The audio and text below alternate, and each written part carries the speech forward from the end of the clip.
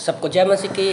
मैं प्रभु का धन्यवाद करता हूँ कि मुझे एक बार से फिर मौका मिला यहाँ पर लाइव होने का, और मैं प्रार्थना करता हूँ और कि आज का जो भी मैसेज रहेगा परमेश्वर आपके दिलों से बात करे और आपसे, और परमेश्वर को हम महिमा देते हैं। आइए हम मैसेज में जाने से पहले प्रार्थना करते हैं छोटी सी। सर्वशक्तिमान परमेश्वर प्रभु यीशु, हम आपकी महिमा करते हैं प्रभु, धन्यवाद करते हैं आज के दिन के लिए। प्रभु आप राजाओं के राजा, प्रभुओं के प्रभु, दया के सागर हो पिता परमेश्वर। धन्यवाद करते हैं प्रभु जी आज के इस खूबसूरत समय के लिए पिता। मैं प्रार्थना करता हूँ पिता परमेश्वर उन सब लोगों के लिए जितने भी लोग यहाँ पर हैं, जो भी ऑनलाइन देखेंगे, देख रहे हैं, देखेंगे, बाद में भी देखेंगे प्रभु, उन सबको आप छूना, आशीष करना प्रभु जी। और ये प्रभु जी जो भी मैसेज हो आपकी महिमा के लिए हो, और सुनने वालों के कानों को खोलना पिता परमेश्वर कि उनके जीवनों से आपकी महिमा होने पाए। धन्यवाद प्रभु यीशु, आपने हमारी सारी प्रार्थनाओं को सुना है और उसे पूरा किया। प्रभु यीशु के नाम से मांगते हैं, आमीन आमीन। आज का जो मेरा टॉपिक है उद्धार की योजना। उद्धार के बारे में परमेश्वर चाहता है कि हम उसको गहराई से जानें। हम लोग एक वचन पढ़ेंगे, यूहन्ना की किताब अध्याय 3 वचन 16। परमेश्वर का वचन कहता है, क्योंकि परमेश्वर ने जगत से ऐसा प्रेम किया कि उसने अपना इकलौता बेटा दे दिया, जो कोई उस पर विश्वास करे वह नष्ट ना हो परंतु अनंत जीवन पाए। तो ये बाइबल की जो है फेमस पंक्ति है, और इस पंक्ति को हर एक विश्वासी जानता है जो भी प्रभु यीशु पर विश्वास करता है। और ये परमेश्वर के प्रेम की एक महत्वपूर्ण क्या है पंक्ति है। और वचन 17 में परमेश्वर का वचन कहता है, परमेश्वर अपने पुत्र को जगत में इसलिए नहीं भेजा कि जगत पर दंड की आज्ञा दी, परंतु इसलिए कि जगत उसके द्वारा उद्धार पाए। जो उस पर विश्वास करता है उस पर दंड की आज्ञा नहीं, परंतु जो उस पर विश्वास नहीं करता वह दोषी ठहर चुका है, इसलिए कि उसने परमेश्वर के इकलौते पुत्र के नाम पर विश्वास नहीं किया। लोग पहले तो हमें ये जानना जरूरी है कि हम कहाँ से आए, क्यों आए और कहाँ जाएंगे। इन तीनों के बारे में ज़्यादातर लोग जो हैं, इन 3 सवाल के बारे में बहुत से लोग नहीं सोचते हैं। तो और जो सोचते हैं वो पूरी रीति से इसके बारे में कन्फर्म नहीं कर पाते। तो परमेश्वर ने उत्पत्ति की किताब अध्याय 1 में हम लोग देखते हैं कि उन्होंने 6 दिन में अपने मुंह से बोला कि पेड़ पौधे, धरती, आकाश, चांद, तारे, सब कुछ परमेश्वर ने बोला, और वो सब कुछ क्या किया, मुंह से बोलने से, परमेश्वर के बोलने से वो सब कुछ बन गया। और 6वें दिन हम लोग देखते हैं कि परमेश्वर ने आदम को अपने हाथों से बनाया। उत्पत्ति की किताब अध्याय 1 वचन 26-27 में पर उन्होंने कहा कि आओ हम आदम को अपने स्वरूप में बनाएं। अपने स्वरूप में बनाने का मतलब क्या था कि अपने जैसा बनाएं। तो उन्होंने, परमेश्वर ने क्या किया, मिट्टी ली, एक पुतला खड़ा किया, और उत्पत्ति की किताब अध्याय 2 वचन 7 के अनुसार परमेश्वर ने अपनी सांस जो है उस आदम के अंदर फूंक दिया। आज जिस सांस से हम लोग अपना सांस लेते हैं, तो ये परमेश्वर ने हमारे अंदर फूंका, और वही ऑक्सीजन जो है हम देखते हैं। तो परमेश्वर ने हमें जो बनाया है, पहला सवाल कि हम कहाँ से आए हैं, हमें परमेश्वर ने बनाया है अपने साथ संगति करने के लिए, अपनी महिमा के लिए, ताकि हम उनके साथ एक संगति, एक रिश्ता बनाना चाहता है परमेश्वर। और जब परमेश्वर ऐसे बना रहा था तो उस समय स्वर्गदूत भी देख रहे थे उसको कि ये परमेश्वर कर क्या रहा है। तो परमेश्वर, हम जानते हैं कि उत्पत्ति की बुक में हमें पता है कि परमेश्वर रोज़ उनसे क्या करता था, एवरीडे संगति करता था। फिर परमेश्वर ने उनके साथ रोज़ संगति करता था। पर एक दिन क्या हुआ कि उत्पत्ति की किताब अध्याय 3 वचन 1 से 6 में जब हम पढ़ते हैं, पहली बार हम देखते हैं कि कैसे वो पाप में गिरे। तो लिखा है उत्पत्ति की किताब अध्याय 3 वचन 1 से 6 में हमें पता है कि शैतान जो है वो आदम और हवा के पास आया। उसने आदम और हवा को बहकाया कि अगर तुम ये फल खा लोगे, है ना, तो तुम क्या है, तुम्हें कुछ भी नहीं होगा। याद रखो, बनाते समय परमेश्वर के पास खुद की इच्छा थी। आदम और हवा को भी परमेश्वर ने खुद की इच्छा के साथ बनाया था। परमेश्वर अमर था। आदम और हवा को भी परमेश्वर ने अमर बनाया था। परमेश्वर ने जो नरक उनके लिए नहीं बनाया था। परमेश्वर ने आदम और हवा को खुद अपने जैसा बनाया था, क्योंकि वो अमर था। परमेश्वर ने उनको भी अमर बनाया था। तो जैसे ही आदम हवा ने शैतान के बहकावे में आकर फल को खाया तो वो पाप में गिर गए। उत्पत्ति की किताब अध्याय 3 वचन 1 से 6 में हम लोग देखते हैं। और परमेश्वर ने कहा था, क्योंकि परमेश्वर ने कहा था कि तुम सारे फल खा सकते हो, पर वृक्ष के बाग के बीच में जो 2 वृक्ष के पेड़ हैं उनको मत खाना, क्योंकि जिस दिन आप खाओगे उसी दिन आपकी मृत्यु हो जाएगी। तो वो कौन सी मृत्यु थी? वो सबसे पहले तो उनकी आत्मिक मृत्यु थी, और उसके बाद उनकी शारीरिक मृत्यु जो थी वो शुरू हो चुकी थी। हम जानते हैं कि जब उत्पत्ति 3 1 से 7 में हम देखते हैं, 6 में लिखा है कि जब स्त्री ने देखा कि उस वृक्ष का फल खाने के लिए अच्छा और देखने में मनभाऊ और बुद्धि देने के लिए चाहने योग्य भी है, तब उसने उससे तोड़कर खाया और अपने पति को भी दिया, उसने भी खाया। तब दोनों की आंखें खुल गई और उनको मालूम हुआ कि वे नंगे हैं, इसलिए उन्होंने अंजीर के पत्ते जोड़कर लंगोट बना लिए। पर उन्होंने अपनी इच्छा में फल को खाया। शायद परमेश्वर ने उनको पहले ही अपनी इच्छा बता दी थी कि इस फल को मत खाना, और दूसरी इच्छा किसने डाली? शैतान ने उनके मन में डाली, और वो पाप में गिरे। याद रखो, परमेश्वर, आदमी जो है 3 चीज़ों से बना है, शरीर, प्राण और आत्मा से। जब हम यीशु मसीह पर ग्रहण करते हैं तो परमेश्वर का जो पवित्र आत्मा है वो हमारी आत्मा के साथ जॉइन होता है, हमारी आत्मा के साथ आता है।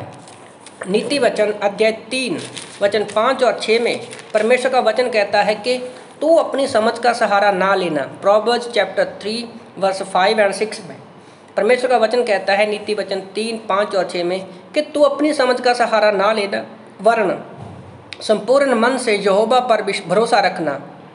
तो परमेश्वर कहता है कि तू अपनी समझ का सहारा ना लेना। हमारे प्राणों के अंदर 5 हिस्से हैं, जिसमें हमारा मन आता है, इच्छाएं आती है, भावनाएं आती हैं, विवेक आता है और चेतना आती है। चेतना हम उसको बोलते हैं कि हमें होश है, हम दारू पी कर क्या है, किसी मतवालेपन में नहीं है।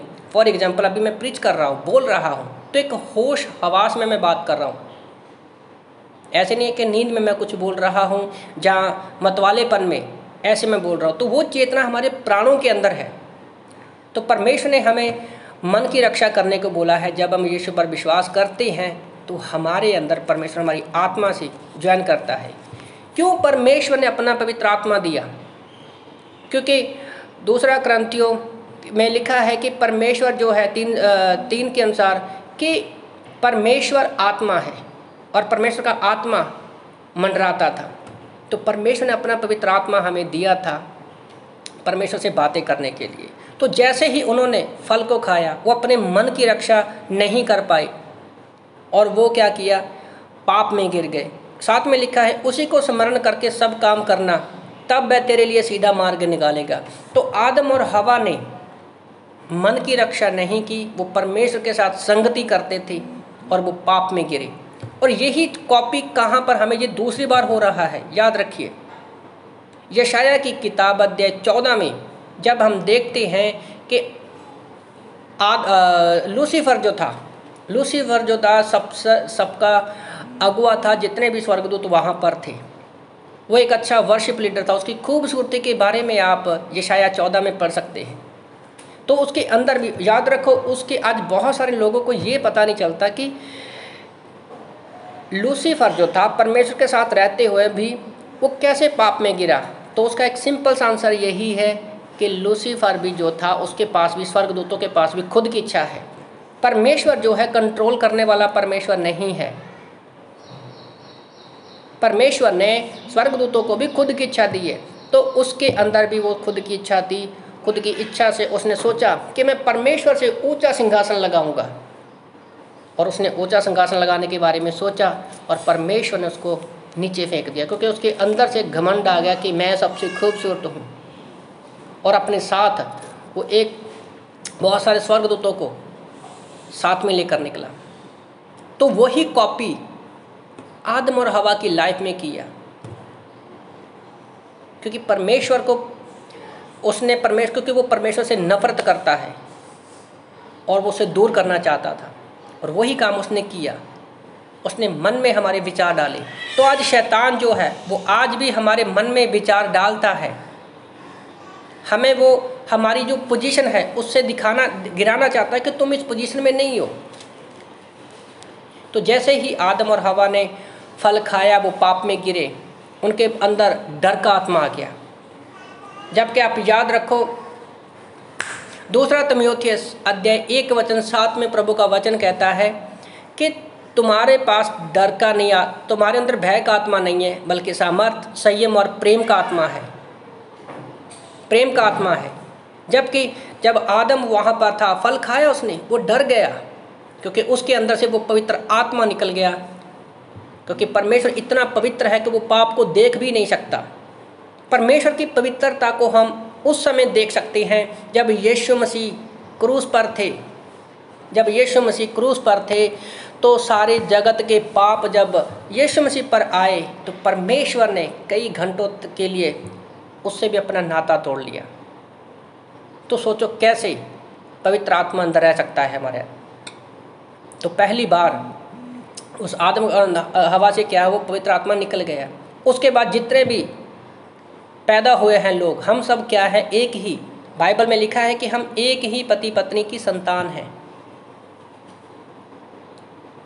और आज हर कोई व्यक्ति जो है वो परमेश्वर की संतान नहीं है। तो इसके बाद हम देखते हैं कि उन्होंने पाप की परिभाषा भी अपने हिसाब से बना लिया। लोग समझते हैं चोरी करना, कत्ल करना, व्यभिचार, बुरी बातें, गंदी बातें, ये सारे पाप क्या है, ये सारे पाप है। पर एक्चुअल में ये पाप का प्रतिफल है, पाप का परिणाम है।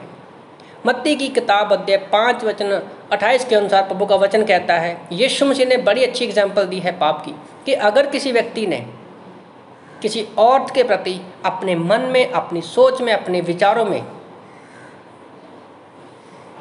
उसके बारे में सोचा तो उसने उसके साथ व्यभिचार कर लिया।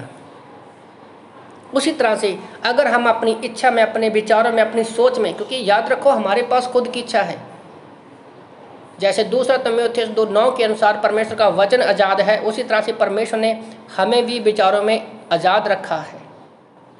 भले हम कितने भी संगलों में क्यों ना बंधे हो, पर हमारे विचारों को, हमारी सोच को कोई कैद नहीं कर सकता।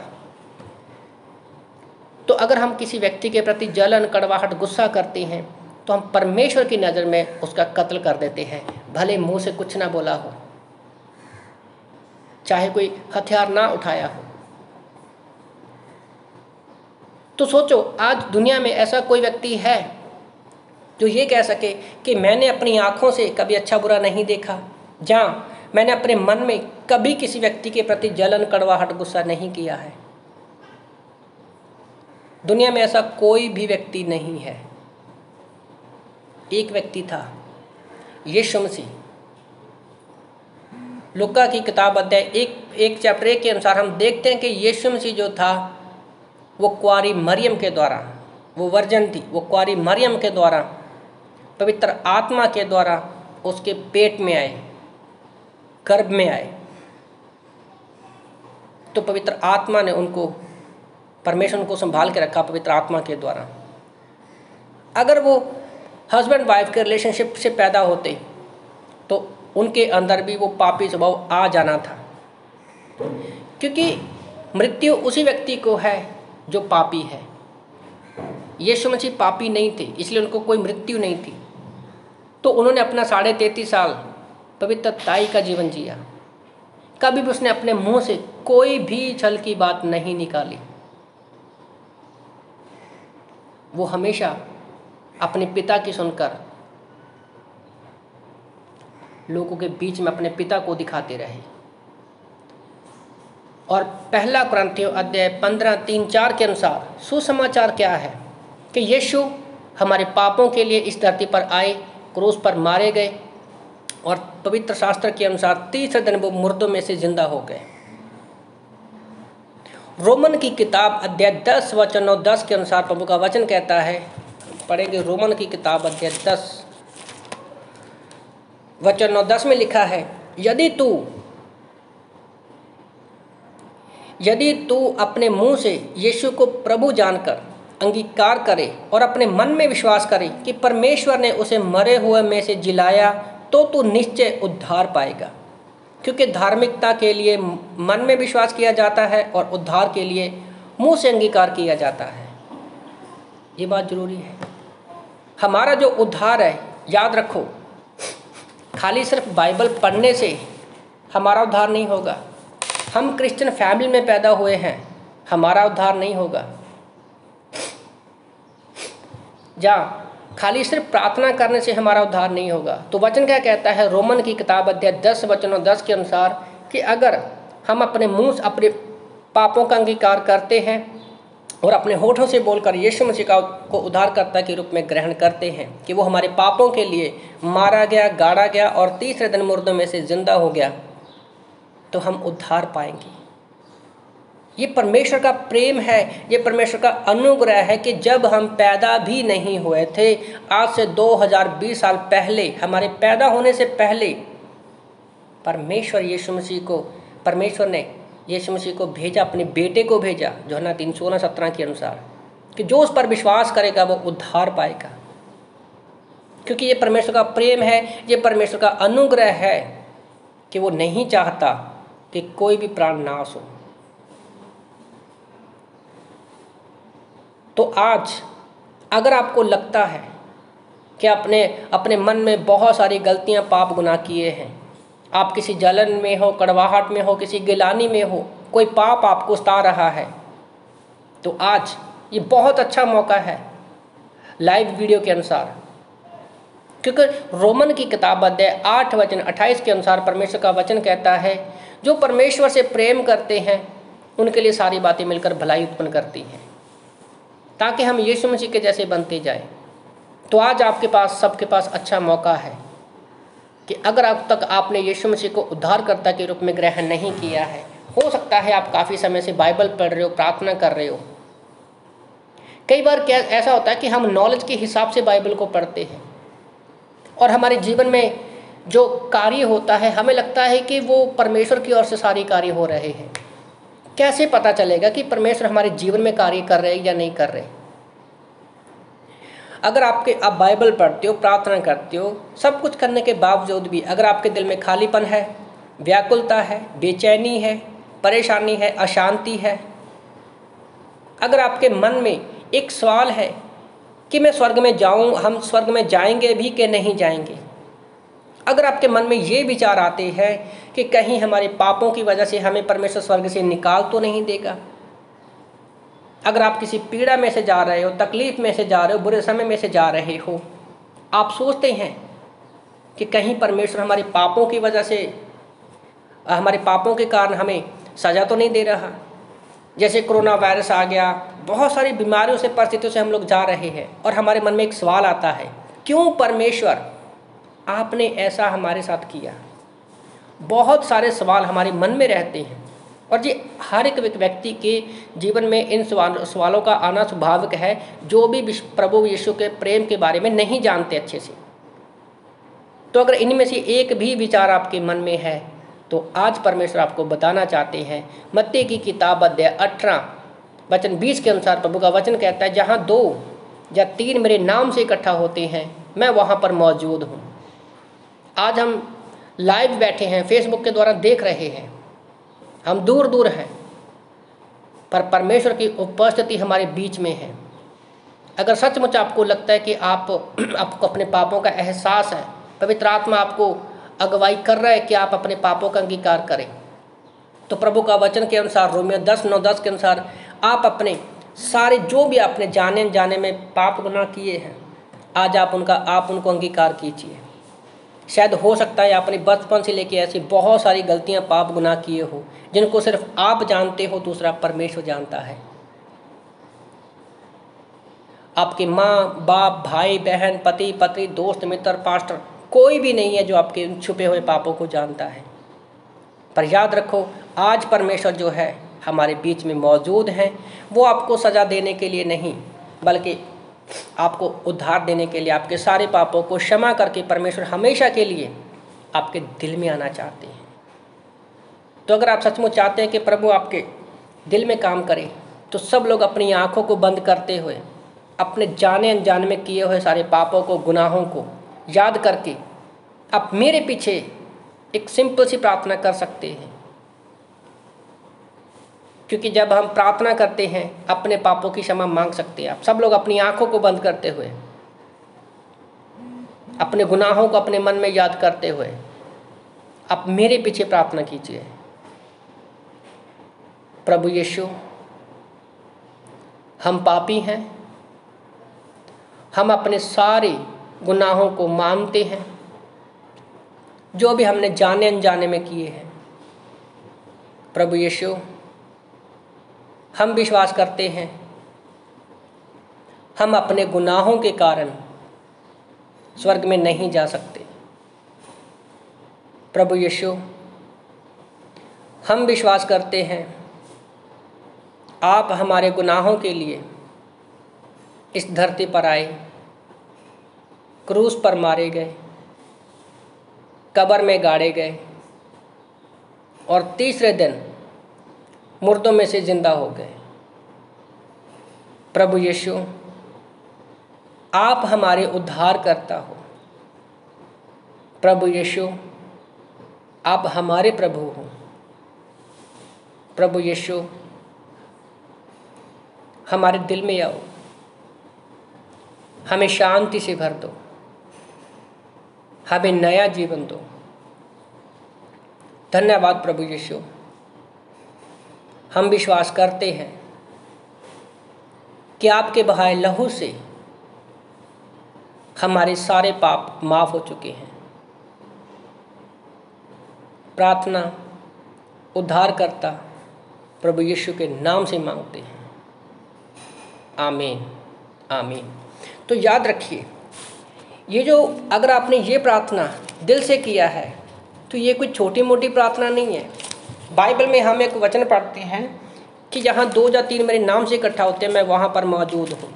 पर लुक्का की किताब अध्याय 15 वचन 10 वचन को आप हमेशा याद रखिएगा कि जब कोई व्यक्ति अपने पापों का अंगीकार करता है तो परमेश्वर हमारे बीच में मौजूद होता है।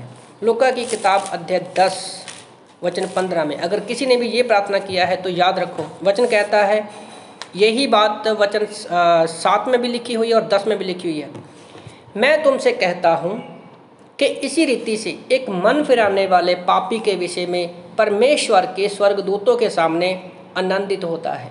तो इस वचन को थोड़ा शॉर्ट में पढ़ें, धीरे धीरे से पढ़ें, पॉइंट बनाकर पढ़ें तो आपको पता चलेगा कि जो प्रार्थना आप कर रहे थे कैसी थी। जैसे मैं तुमसे कहता हूँ, बोले शब्द किसके हैं? वो यीशु मसीह के हैं फर्स्ट। दूसरा, जहाँ पर दूसरा व्यक्ति कौन है? मन फिराने वाला पापी। तो अभी आप लोगों ने अपने पापों से मन फिराया है ना, तो उसके विषय में बात हो रही है। तो जब आप अपने पापों से मन फिरा रहे थे तो परमेश्वर के स्वर्गदूतों के सामने, मतलब तीसरा व्यक्ति परमेश्वर है और चौथे स्वर्गदूत हैं। जब आप पापों की प्रार्थना कर रहे थे तो परमेश्वर यहाँ पर मौजूद थे। और लास्ट में लिखा है आनंदित होता है। तो अगर आपने प्रार्थना दिल से किया है, सचमुच आपने यीशु मसीह को अपना उद्धारकर्ता के रूप में ग्रहण किया है, तो आप याद रखो आप हमेशा के लिए स्वर्ग में हैं। क्यों परमेश्वर आनंदित होता है? क्योंकि उसका आज एक बेटा और बेटी जिसने भी जो उद्धार की प्रार्थना किया है, यीशु मसीह को उद्धारकर्ता के रूप में ग्रहण किया है, वो स्वर्ग में आ चुका है। तो अब आप जानेंगे कि ये जो प्रार्थना है, इस प्रार्थना के बाद परमेश्वर आपसे कितना प्रेम करते हैं और आप प्रभु में कौन हैं। यूहन्ना की किताब अध्याय 19 वचन 30 में जब यीशु मसीह क्रूस पर थे तो उन्होंने एक शब्द कहा, सब पूरा हुआ। इसका मतलब क्या है कि परमेश्वर ने सारे बलिदानों को कंप्लीट कर दिया है। यहूदियों में पहली बार ऐसा हुआ था कि उस दिन मंदिर में जो था कोई भी जानवर बलि नहीं चढ़ाया गया था, बलि चढ़ाया गया था यीशु मसीह। जिस मकसद के लिए परमेश्वर ने उसको भेजा था। यूहन्ना 3:16 के अनुसार उद्धार की परमेश्वर ने वो योजना हमारे लिए बनाई थी।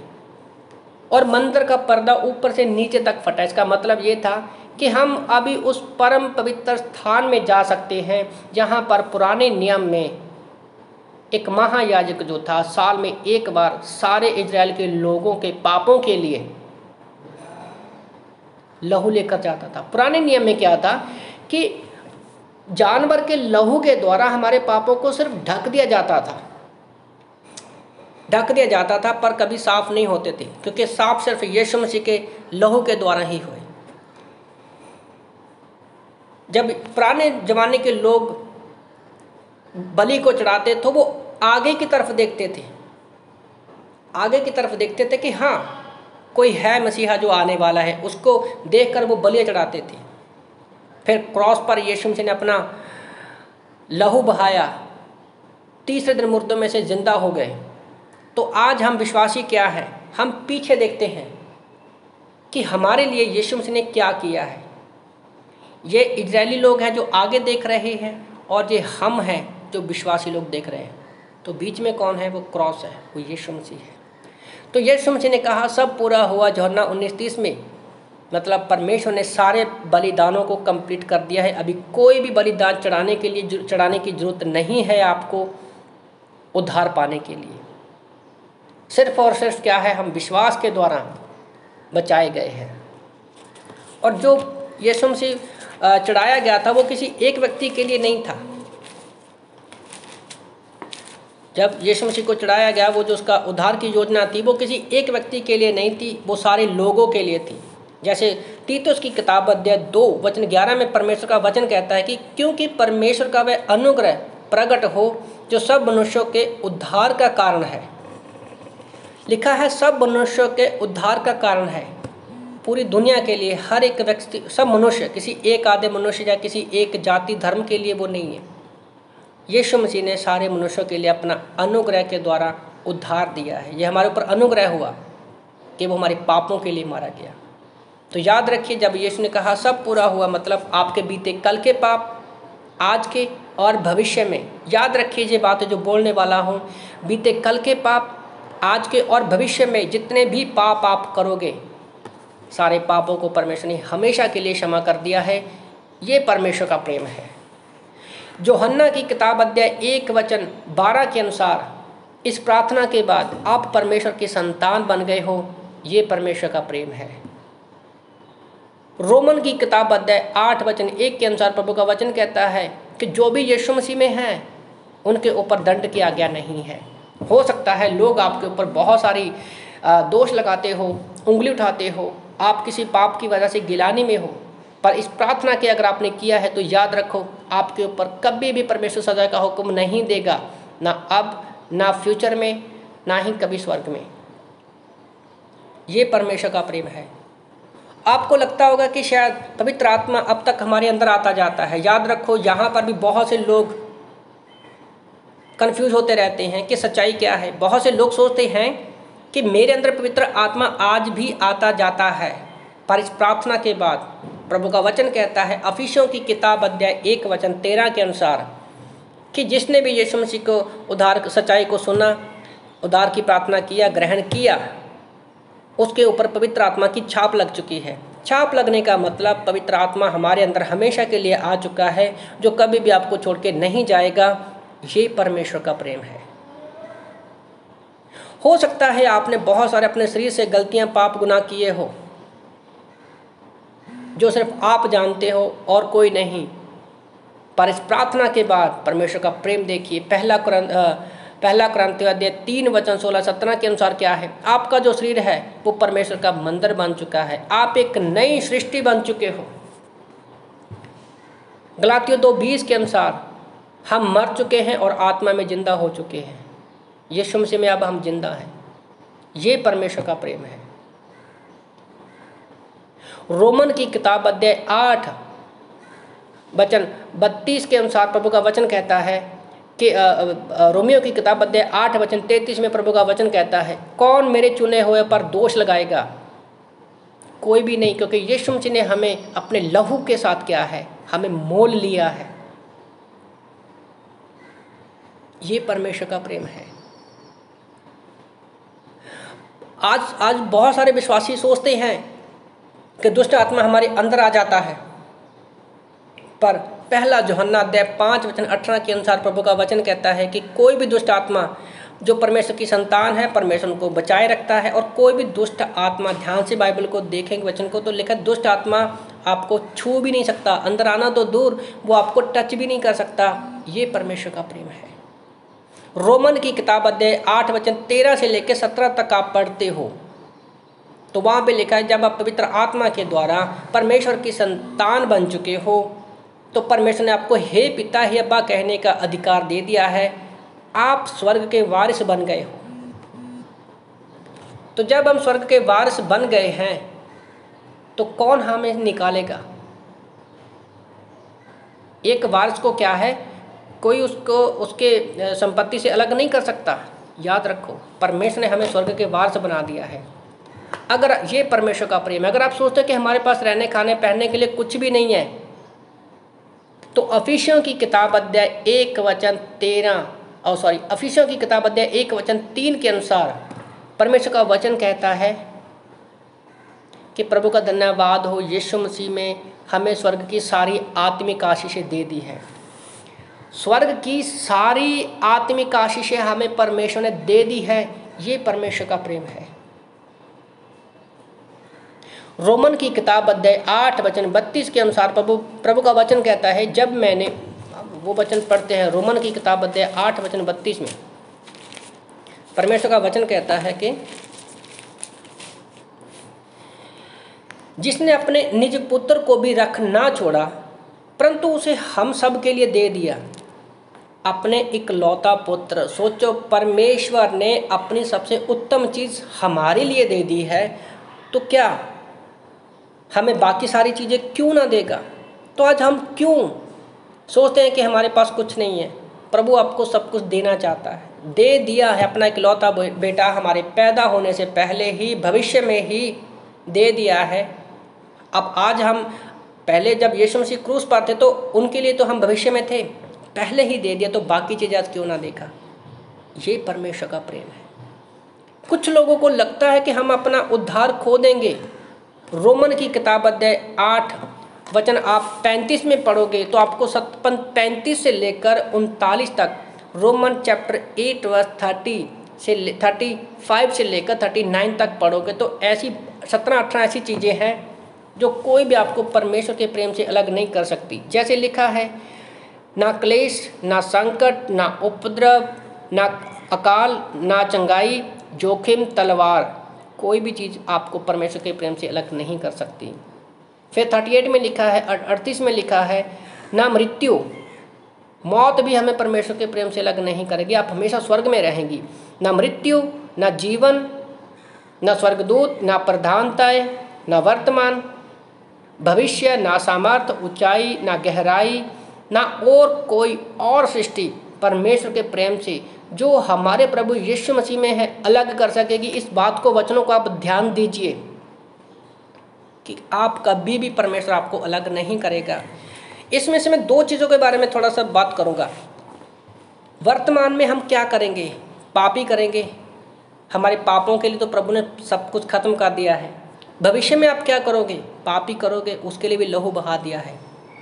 तो ऐसा कौन सी चीज़ है कि प्रभु हमें स्वर्ग से निकालेगा? अगर हम पाप में जीते हैं तो क्या होगा? मान लो आप बाइबल नहीं पढ़ते हो, प्रार्थना नहीं करते हो, आप ऐसे भयंकर पाप में जी रहे हो, तो याद रखो आप कभी भी अपना स्वर्ग से आपको नहीं निकाले जाओगे।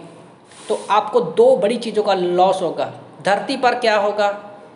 आप अपना आनंद, शांति को खो देंगे, फेलोशिप को खो दोगे, संगति को खो दोगे, एक आशीषों को जो आपको मिलने वाली है धरती पर। अगर आप प्रभु पर विश्वास करने के बाद पाप में जीते हो तो आप अपना उद्धार नहीं खोएंगे। धरती पर आप अपनी आशीषें खो देंगे, अपनी संगति खो देंगे, अपना आनंद खो देंगे।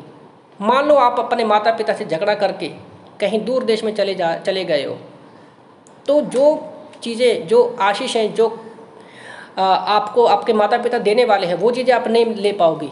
पर ऐसा तो नहीं है कि आपका रिश्ता नहीं टूटेगा, आपका रिश्ता कभी नहीं टूटेगा। आप दुनिया के किसी भी कोने में रहो, आप अपने माता पिता के ही संतान कहलाओगे।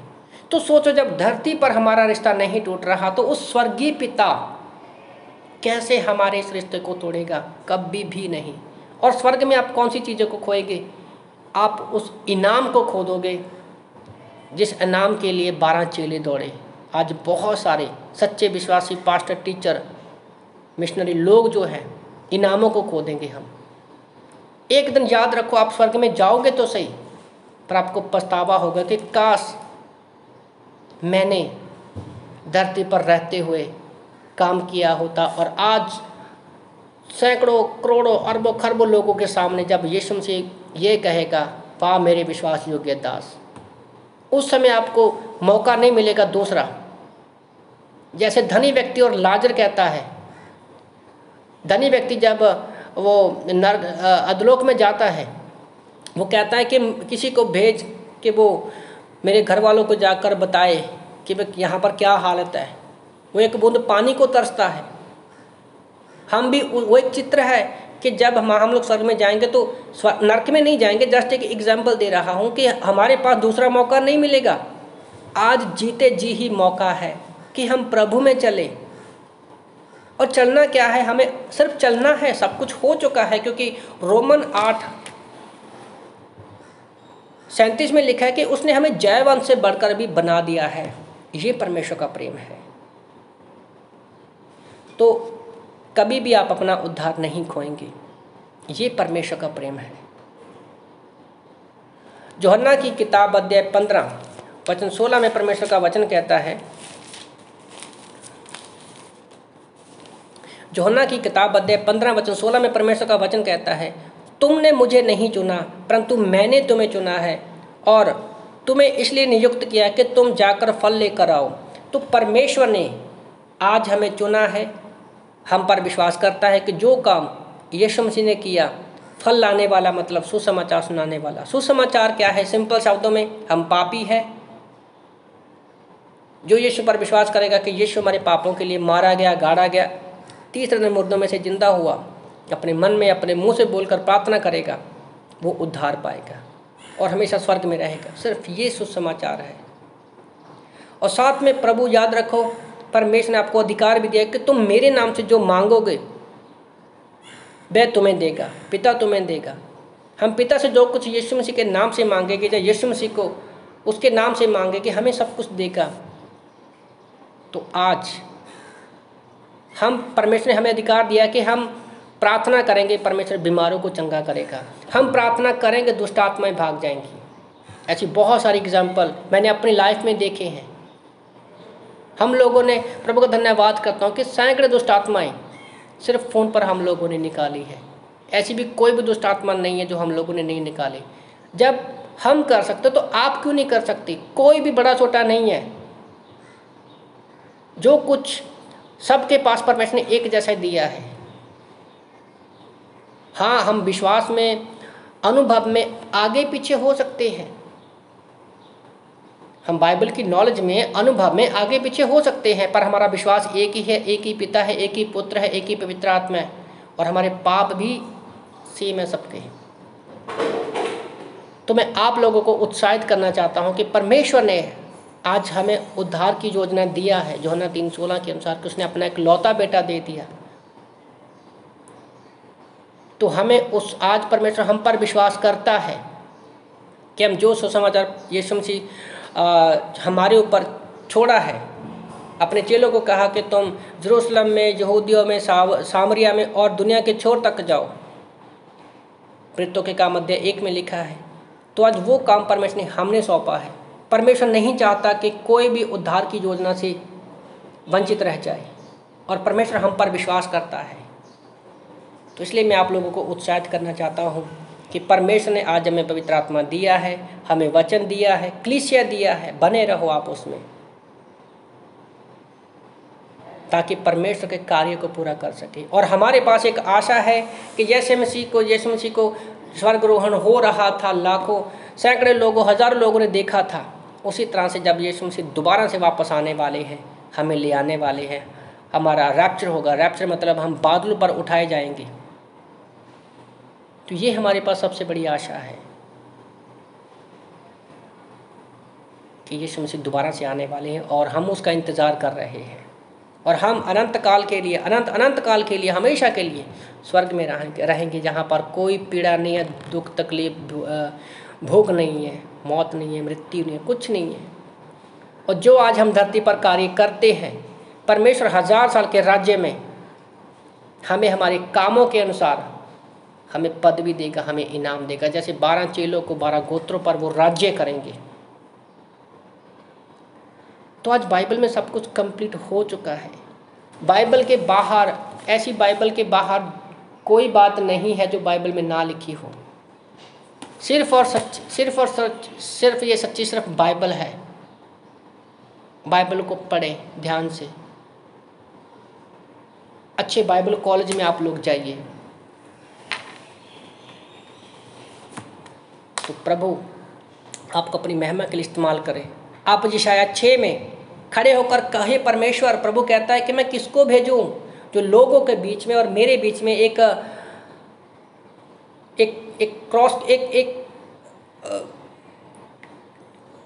पुल का काम करे। तो वो पुल हम यशायाह की तरफ कह सकते हैं, यशायाह 6:8 के अनुसार कि परमेश्वर तुम मुझे भेज। क्योंकि एक समय ऐसा था, मैं भी अपनी लाइफ से बहुत परेशान था, मैं सुसाइड के लिए जा रहा था। परमेश्वर मेरे जीवन में आया, सिर्फ एक शब्द ने मेरा जीवन बदला, क्यों ना चर्च में चले। मैं चर्च में गया, परमेश्वर ने मेरे जीवन में शांति दिया। और आज परमेश्वर ने आज हज़ारों लोगों को इस्तेमाल किया है, मुझे इस्तेमाल किया है हज़ारों लोगों के लिए, कि आज उनके जीवन में शांति है। तो आज मैं आप लोगों के सामने जो प्रीचिंग कर रहा हूँ, ये मेरी ओर से नहीं है। मैं बस परमेश्वर के लिए खड़ा हुआ कि परमेश्वर मेरा जीवन अब तुम्हारा है। तो हम कह सकते हैं कि हाँ परमेश्वर आप मुझे इस्तेमाल करो। परमेश्वर आपको इस्तेमाल करेगा और परमेश्वर इसका आपको परिणाम देगा। प्रभु चाहता है कि उद्धार की योजना लेकर सुसमाचार जो है वो हम सब लोगों तक पहुँचे। तो आइए हम प्रार्थना करते हैं।